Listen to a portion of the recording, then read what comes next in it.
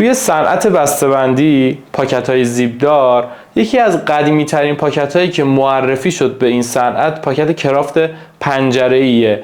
از قدیمی‌ترین پاکت پنجره‌ای موجود تو بازاره و به خاطر خب ظاهری که حس نوستالژی بودن به مصرف کننده دست میده و سایز بندی متنوعی که داره با استقبال خوبی مواجه شده و هنوزم که هنوزه مشتریای خاص خودش داره. حالا میخوایم تو این ویدیو به صورت کامل راجع به این پاکت با هم دیگه صحبت کنیم.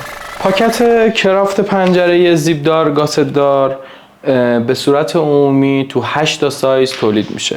تا سایز 18x25 پاکت کلاه مکزیکی داره. سایز 20x30 و 25x35 پاکت بدون کلاه مکزیکی یا دست بیضیه و سایز 30x40 با دست بیضی تولید میشه و این پاکت ها امکان دوخت زدن با دستگاه دوخت حرارتی هم دارن. یه نکته که بخوام باهاتون صحبت کنم اینه که اگه شما بخواید سایز 20x30 25x35 یا بعضا سایز 18x25 دست بیضی داشته باشه کافیه 100 کیلو از یه سایز سفارش بدید که براتون تولید کنیم.